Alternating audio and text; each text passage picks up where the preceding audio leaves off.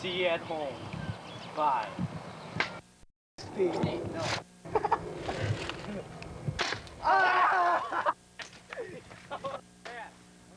Oh, you fuckface! Casual. Are we done? Yeah, set up an arm. I'm Peter Knopf, and I'm about to get shot in the head. Look out. Oh! Fucker, went through! Oh! Oh! Oh! Get it?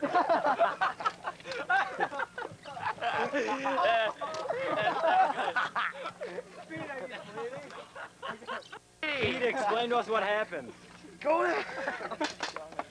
Okay, that's good, you can cut it. I thought it was real, dude.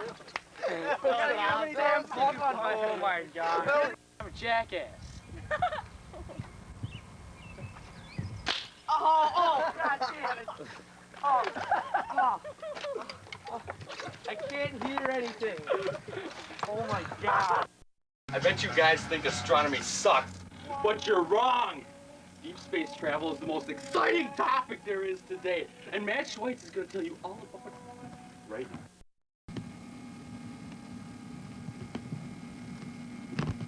Hello, Mr. Pittman's class. I hope we're doing very good today. I'm going to talk to you about Deep Space One now, as my great Roy Orbison introduced me. Next to me, on the left, is Johnny Tightlips. He won't say much, but he'll kill you all. At 8 a.m. on October 24th, NASA took a revolutionary step with the launch of the New Millennium Deep Space One. The mission, Deep Space One, was supposed to fly by asteroid 192KAD in July of 1999. This was a trajectory towards Comet Roll. The target bodies are not what makes DS1 revolutionary. However, NASA has flown missions past comets and asteroids before. The pioneering role of DSI is in paving the way for the future and even more exciting science missions. The primary objective of the New Millennium program is to identify and validate in flight the technologies that hold the great promises of revolutionizing observations both in deep space and Earth's orbit. However, because these technologies have not been demonstrated in space, they are perceived to have a highly fair risk to missions to use them for the first time. So to risk further missions, they might use them. The program will send a series of dedicated technology demonstration missions into deep space and the Earth. The program's technologies for space flight demonstration also assimilates their development and will strengthen the nation's technology infrastructure, making it more competitive in the global market. Many of these technologies also will have commercial spin-offs that will benefit the public in its daily life. The innovations of demonstrating on Deep Space One are among the foundation missions. Foremost among these is solar propulsion that we'll get to later. In the next century, it is expected that solar electronic propulsion will be possible. A whole class of standard chemical propulsion systems, such as Deep Space One that is demonstrating now, will also test 11 other technologies, including a microspectral imaging and integrated space physicism. We'll start out with solar array. Because of the ion propulsion system power requirements, Deep Space One needs a high-powered solar aura and this is another one of the technologies to be tested. It is a Scarlet 2, which stands as the solar connector arrays and reflective linear element technologies.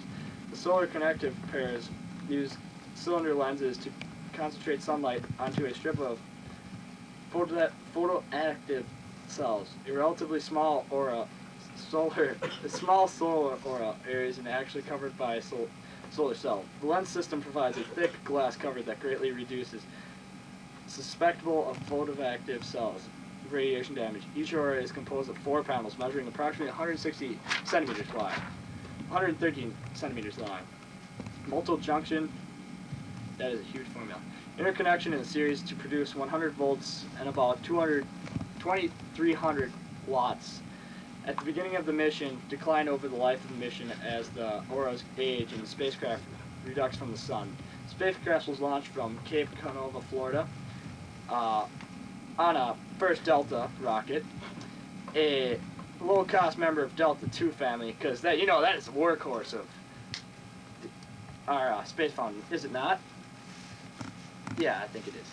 Unlike other recent planetary spacecraft, Deep Space One is a small, another spacecraft built by students at the University of Alabama in Hustleville. Will be sent into Earth's orbit from the small launch vehicle.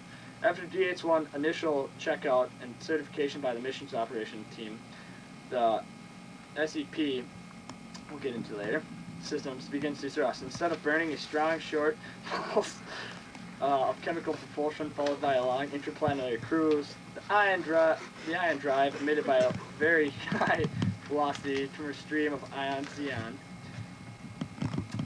This has created a very gentle but continuous period of thrust which propels the spacecraft almost constantly during its interplanetary cruise. Within about a month after the launch of Deep Space One, completed most performance assessment of its payload. Even if a failure of technology causes termination of the mission, Deep Space One will still be considered a success.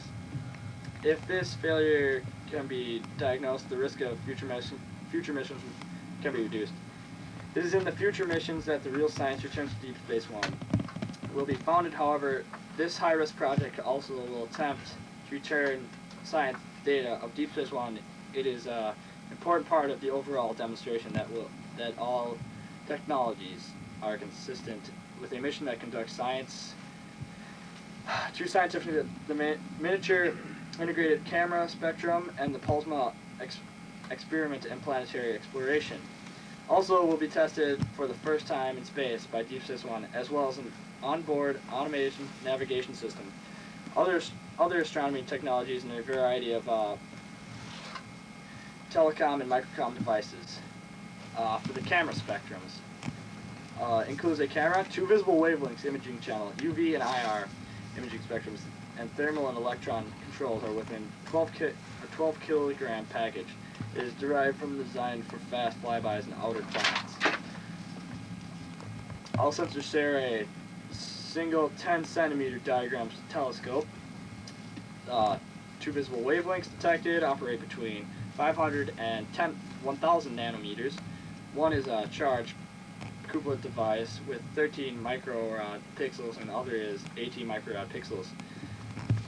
Metal on silicone activate pixel sensors, unlike the CCD and the ASP. It includes the timing and control electrons on the chip, along with the detectors. The 2 imaging spectrums operate in push spectrum resolution and 316 micropixels. The IR spectrum covers the range from 1200 to 2400.